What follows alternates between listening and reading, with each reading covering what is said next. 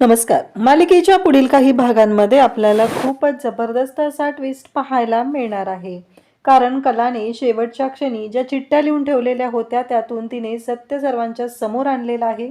म्हणजेच तिचा अपघात करणारी व्यक्ती, चांदेकरांना बर्बाद करणारी व्यक्ती, या सगळ्या गोष्टी कलाने चिठ्ठीत लिहून ठेवलेल्या आहेत. आणि मग आता अद्वैत जेव्हा त्या चिठ्ठ्या वाचणार आहे तेव्हा मात्र एक जबरदस्त अशी गोष्ट घडणार आहे. आणि ती म्हणजे राहुल आणि रोहिणीचा पर्दाफाश. कलाच्या जीवावर उठलेल्या, कलाचा जीव घेतलेल्या राहुल आणि रोहिणीला अद्वैतने जेलमध्ये पाठवलेला आहे.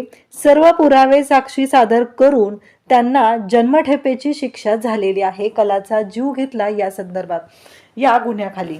हे सगळं कशा पद्धतीने होणार आहे, अद्वैत कसा सावरला जाणार आहे, हे आपण पुढे पाहणार आहोत. त्यासाठी हा व्हिडिओ शेवटपर्यंत पहा. त्याचबरोबर चॅनलवरती नवीन असाल तर चॅनलला नक्की सबस्क्राईब करा. इकडे कलाची अवस्था खूप बिकट चाललेली असते. डॉक्टर प्रत्येक वेळेस एकच गोष्ट सांगत असतात की आम्हाला नाही वाटत की पेशंट बरा होईल. अद्वैतला मात्र या वाक्याने खूप वाईट वाटत असतं. अद्वैतला कळतच नसतं की काय करू. डॉक्टर त्यांचा बेस्ट देण्याचा का प्रयत्न करत नाहीत. डॉक्टरांना का वाटत नाहीये की त्यांनी त्यांच्या बाजूने बेस्ट दिलं पाहिजे, असं अद्वैतचं म्हणणं असतं. कुठले मोठे डॉक्टर आणायचे असतील, स्पेशलिस्ट बोलवायचे असतील तर बोलवा, लागेल तेवढा खर्च करायची माझी तयारी आहे. इकडे आता कलाची कंडिशन ही क्रिटिकल होत चाललेली असते. त्याचबरोबर राहुल आणि रोहिणी या सगळ्याची मजा घेत असतात. म्हणजे त्यांना जे हवं आहे ते झालेलं आहे. एकाच वेळी एका दगडात 2 पक्षी नाही तर 7-8 पक्षी मारणं काय असतं त्याचं सुख ते दोघंजण घेत असतात. इकडे डॉक्टर नर्सला सांगत असतात की त्यांच्याकडे बारीक लक्ष ठेवा, अंडर ऑब्झर्वेशन आहे.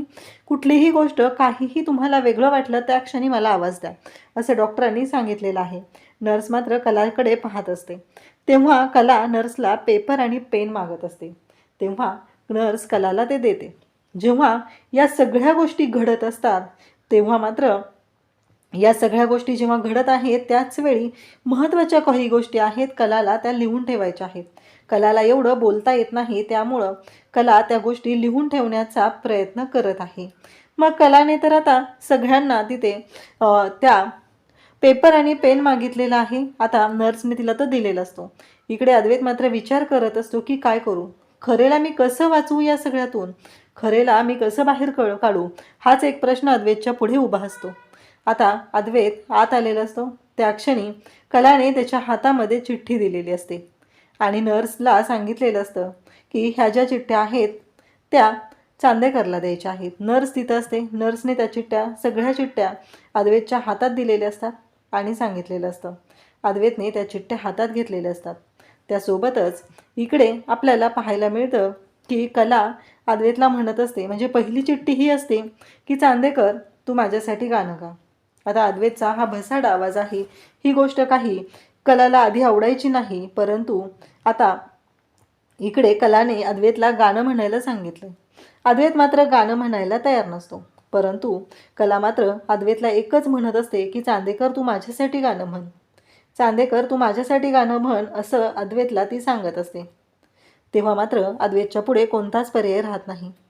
अद्वैत आता तिथे पाहत असतो आणि त्यासोबतच आता कलासाठी गाणं म्हणायला सुरुवात करतो.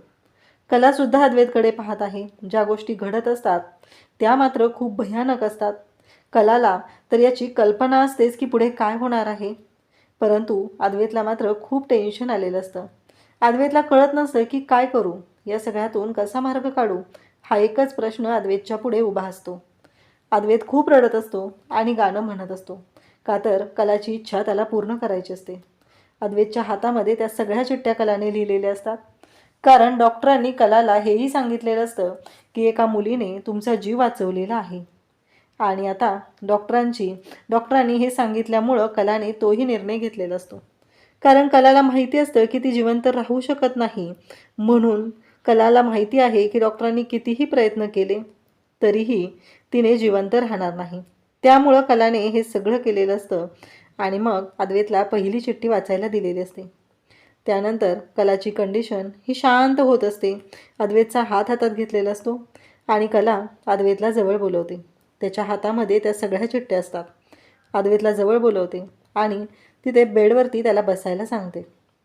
अद्वैतला जेव्हा कलाने बेडवरती बसायला सांगितलेलं असतं तेव्हा मात्र अद्वैत म्हणत असतो, खरे काय होते, काय करतेस तू हे सगळं? तेव्हा मात्र अद्वैत तिला विचारत असतो. तेव्हा कला म्हणते की बस. आता कलाने अद्वैतचा हात तिच्या हातात घेतलेला आहे. म्हणजे जणू काही कला आता शेवटचा श्वास घेणार आहे अशा पद्धतीच्या गोष्टी सुरू असतात. अद्वैतला सुद्धा हे जाणवत असतं. तेव्हा अद्वैत म्हणत असतो की खरे मी तुला काही होऊ देणार नाही. तेव्हा मात्र कला म्हणत असते की चांदेकर बस येते. आणि मग कला अद्वैतचा हात हातात घेऊन तशी शांत पडून असते. कलाला माहिती असतं की तिचा शेवट जवळ आलेला आहे आणि म्हणूनच कलाने चांदेकरला जवळ बोलवलेलं असतं आणि चांदेकरचा म्हणजे तिच्या लाडक्या चांदेकरचा हात हातात घेतलेला असतो. आता घरातले बाकीचे सगळे बाहेर असतात. इतक्या वेळ झाला अद्वैत आत गेलाय, काय झालंय म्हणून सगळेजण आत येऊ लागतात. पाहतात तर काय, कलाचा जो तिथला मॉनिटर असतो त्याच्यावरचे आकडे पडत असतात. अद्वैतचा हात हातात घेऊन कला शांत होत असते. अद्वैत गाणं म्हणत असतो. आपा, त्याचबरोबर सरोज, त्याचबरोबर संगीता, कलाचे बाबा सगळेजण आता आत आलेले आहेत. रोहिणी आणि राहुल पाठीमागून पाहत आहेत. त्यांना मात्र खूप आनंद झालेला आहे. फायनली आपली इच्छा पूर्ण झालेली आहे आणि आता या कलाचा शेवट झालेला आहे एवढंच त्यांच्या डोक्यात असतं. आता मात्र कला शेवटचा श्वास घेत असते, शेवटच्या घटका मोजत असते, कारण तिच्यासाठी ते सुद्धा खूप क्रिटिकल असतं. त्याचबरोबर कला मरताना सुद्धा अद्वैतला त्या चिठ्ठ्या दाखवत असते आणि त्या चिठ्ठ्या वाच असं आवर्जून सांगत असते. सगळेजण पाहत असतात, सगळेजण खूप रडत असतात. अद्वैतसुद्धा रडत रडत गाणं म्हणत असतो, कारण अद्वैतला खूप वाईट वाटलेलं असतं, कारण त्याला दिसत असतं की त्याची खरे आता त्याच्यासोबत नसणार आहे. आबांची अवस्था ही खूप वाईट झालेली असते, कारण कुठंतरी असं वाटत होतं की या दोघांचा संसार सुखाचा होणार आहे आणि सगळं आपल्या घरातलं नीट होणार आहे. तोपर्यंत हा एवढा मोठा धक्का त्यांना बसलेला आहे. आता अद्वैत जोरात ओरडतो, कारण कलाने शेवटचा श्वास घेतलेला असतो आणि कला निश्चित पडलेली असते. आता मात्र धक्का बसलेला असतो की हे सगळं काय घडतंय. अद्वैत जोरात किंचाळतो, खरे खरे तू नाही सोडून जाऊ शकत मला, असं म्हणत अद्वैत जोरात ओरडलेला आहे. संगीताची अवस्था खूप बिकट झालेली आहे.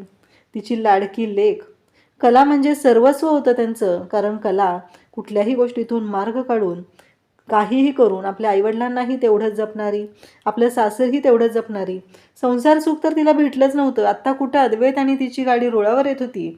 तोपर्यंत हा एवढा मोठा झटका आता चांदेकर आणि खरे फॅमिलीला बसलेला असतो. अद्वैत जोरात ओरडतो. तेवढ्यात डॉक्टर तिथे येतात आणि डॉक्टर म्हणतात की त्या राहिल्या नाहीत. आता मात्र सगळेजण पाहत असतात. सगळ्यांनाच खूप मोठा धक्का बसलेला असतो, कारण जे घडलेलं असतं ते मात्र खूप वाईट असतं. आता मात्र प्रश्न पडलेला असतो, हे सगळं काय झालंय? अद्वैतचा आवाज निघेनासा होतो. त्याला पॅनिक अटॅक येतो. परंतु अद्वैतला सावरणं खूप गरजेचं असतं, कारण खरेने त्याच्या हातामध्ये काही चिठ्ठ्या दिलेल्या असतात. आणि मग डॉक्टरसुद्धा अद्वैतला म्हणतात की तुमच्या हातामध्ये ज्या चिठ्ठ्या आहेत त्या बघा, कारण त्यांनी सांगितलेलं आहे की दुसरी चिठ्ठी आहे ती तुम्हाला लगेच वाचायची आहे. त्यांच्या बाबतीत जर काही बरं वाईट झालं तर त्यानंतर ती चिठ्ठी वाचायची आहे. इकडे डॉक्टर सुकन्याकडे आलेले असतात. सुकन्या म्हणते की ती मुलगी वाचली ना? तेव्हा डॉक्टर म्हणतात की नाही, आम्ही त्यांना वाचवू शकलो नाही, कारण त्यांची कंडिशनच खूप क्रिटिकल होती. त्याचवेळी ती म्हणते काय, आणि ती रडायला लागते. तेवढ्यातच अद्वैत डॉक्टरांकडे येतो आणि डॉक्टरांना म्हणू लागतो की खरेने या चिठ्ठीमध्ये लिहिलेलं आहे की तिला तिचं हृदय दान करायचं आहे. तेव्हा डॉक्टर म्हणतात काय? तेव्हा अद्वैत सांगतो की हो. आबा त्याचबरोबर सर्व सगळेजण तिथं असतात. अद्वैत रडत असतो, पण माझी इच्छाच नाही आहे हे सगळं करण्याची. तेव्हा डॉक्टर म्हणतात पण त्यांनी असं का लिहिलं? म्हणजे आत्ता माझ्या लक्षात येतं आहे की त्यांनी हे सगळं का लिहिलेलं आहे, कारण त्यांना वाचवणारी जी मुलगी आहे ती हार्ट पेशंट आहे आणि त्या मुलीने त्यांना वाचवलेलं आहे, म्हणून त्यांनी हा निर्णय घेतलेला आहे असं डॉक्टर सांगतात. परंतु आता इकडे सगळेजण असतात. आबा म्हणतात की कलाची इच्छा आपल्याला पूर्ण केली पाहिजे असं म्हणत आबांनी निर्णय घेतलेला असतो. तेव्हा आबांनी सांगितल्या पद्धतीने या सगळ्या गोष्टी घडत असतात. अद्वैत म्हणत असतो की नाही आबा, मी हे सगळं कधीच हे करू शकत नाही, कारण काहीही झालं तरीही माझ्या खरेच्या बाबतीत मी कोणताच निर्णय अशा पद्धतीने घेऊ शकत नाही.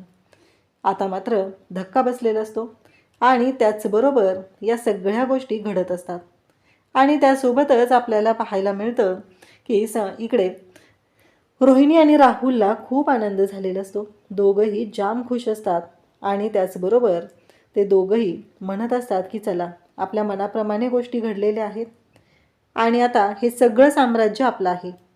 पण त्यांना कुठं माहिती आहे की त्यांना उद्ध्वस्त करण्यासाठी कलाने तिचं काम मात्र पूर्ण केलेलं आहे. तिच्या कामामध्ये कुठलीही कसूर तिनं ठेवलेली नाही. म्हणजेच राहुल आणि रोहिणीचं जे कारस्थान आहे ते मात्र समोर येणारच आहे. त्याबद्दल कुठलीच शंका नाही आहे. काहीही झालं तरीही राहुल आणि रोहिणी हे जगापुढे उघडे होणारच आहेत आणि त्यांना त्यांच्या कर्माची शिक्षा ही भोगावी लागणारच आहे. आता अद्वैतची अवस्था खूप वाईट झालेली असते. आबा म्हणत असतात की हे बघ अद्वैत, काहीही झालं तरीही कलाची इच्छा आपल्याला पूर्ण करावी लागणार आहे. कारण हृदयाच्या रूपाने तरी होईना ती आपल्यामध्ये जिवंत असणार आहे. त्यामुळं आपल्याला हा निर्णय घ्यावाच लागणार आहे.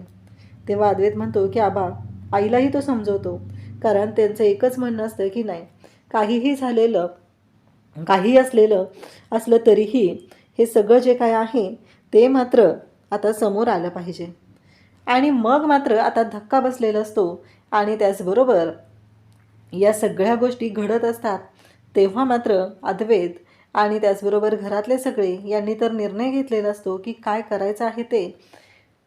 आता अद्वैतने त्यांच्यावर सोपवलेलं आहे, तुमची तुम्ही ठरवा काय करायचं आहे ते. मला हे पटतच नाही आहे. कारण माझी खरे ही माझ्यासोबत असली पाहिजे एवढंच अद्वैतला वाटत असतं. आता मात्र फायनली सरोज आणि आबा निर्णय घेतात की त्या निमित्ताने का होईना कला आपल्यामध्ये जिवंत असेल. त्यामुळं आपल्याला हा निर्णय घ्यावाच लागणार आहे. मग शेवटी हृदयदान करण्याचा निर्णय घेतला जातो आणि कलाचं हृदय हे आता सुकन्याला दिलं जातं. पण या बाबतीत काहीच माहिती नसतं कोणाला. नक्की कोणाला दिले, काय होतंय, कुठल्याच गोष्टीची कल्पना नसते आणि कलाचं हृदय दान केलेलं आहे ते हृदय सुकन्याला दिलं जातं. इकडे डॉक्टर तिची सर्जरी करतात. आता चांदेकरांच्या घरी सगळेजण आलेले असतात. कलावरती अंत्यसंस्कार झालेले असतात. अवस्था खूप वाईट असते घरातल्या सगळ्यांची. इकडे सुकन्याचं हार्ट ट्रान्सप्लांट सर्जरी झालेली आहे आणि सुकन्याची रिकव्हरीही फास्ट आहे. आता मात्र धक्का बसलेला असतो या सगळ्या गोष्टींचा. कारण काहीही झालं तरीही ह्या सगळ्या गोष्टी वाटतात तेवढ्या सोप्या नव्हत्या. परंतु सगळ्यांनी एकत्र येत हा निर्णय घेतलेला असतो. परंतु अद्वैत मात्र भयानक असा चिडलेला असतो. कारण ज्या देवी आईचं माझ्या बायकोने एवढं सगळं केलेलं आहे, पण तिला ही देवी वाचवू शकलेली नाही. त्यामुळं मी देवीच्या मंदिरात कधीच जाणार नाही हे अद्वैतने ठरवलेलं असतं आणि तसा निर्णय अद्वैतने घेतलेला असतो.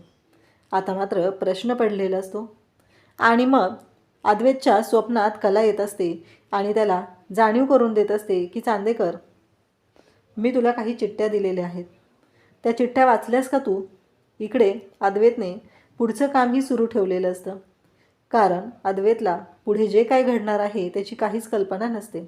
परंतु हा जो अपघात झालेला आहे याबद्दल अद्वैत विचार करत असतो. नक्की या अपघाताबाबत काय घडलेलं होतं, माझ्या बायकोच्या बाबतीत काय झालेलं आहे, नक्की घातपात तर नाही आहे ना. कारण संगीता ओरडून ओरडून सांगत असते की हा घातपात आहे.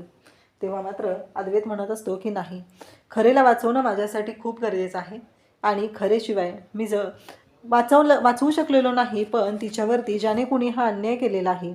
आता अद्वैतला आठवू लागतं ते म्हणजे खरे त्यांच्या घरी गेले होतो जेव्हा मी बांगड्याचा कार्यक्रम होता त्यावेळेससुद्धा खरे मला काहीतरी सांगण्याचा प्रयत्न करत होती. नक्की काय होतं ते, हा प्रश्न आता पडलेला असतो. आणि मग अद्वैत त्या गोष्टींचा विचार करू लागतो. अशी कोणती गोष्ट होती की जी मला कळलेली नाही आहे. मला प्रत्येक वेळेस खरेने संकेत देण्याचा प्रयत्न केलेला आहे, तरीही ती गोष्ट मला का समजली नाही. आता अद्वैत विचार करू लागतो आणि ती चिठ्ठी उघडतो आणि वाचायला घेतो. त्याला तर खूप मोठा धक्का बसतो. कारण त्या चिठ्ठीमध्ये जे लिहिलेलं असतं ते मात्र खूप भयानक असतं, ज्याचा स्वप्नातही कोणी विचार करू शकत नाही. कारण कलाने त्या चिठ्ठीमध्ये स्पष्टपणे लिहिलेलं असतं की चांदेकर, तू कोणत्याही पेपरवरती सह्या करू नको. राहुल आणि रोहिणी या दोघांनी माझा अपघात केलेला आहे. कारण या सोसायटीमध्ये त्यांनी एक फ्लॅट घेतलेला आहे आणि ते दोघंजण तिथं त्यांच्या बाबतीतले सगळे पुरावे चांदेकरांना उद्ध्वस्त करण्यासाठी ते दोघंजण एकत्र आलेले आहेत आणि त्या दोघांनीही चांदेकरांच्या बाबतीतले सगळे पुरावे तिथे ठेवलेले आहेत. तेव्हा मात्र अद्वैतला धक्का बसतो. अद्वैत म्हणतो, काय बोलते खरे हे सगळं? पण आता खरेवरती विश्वास ठेवण्याशिवाय अद्वैतकडे पर्याय नसतो. अद्वैत म्हणतो, काय? मग तू लवकरात लवकर या सगळ्या गोष्टींची कसून चौकशी कर.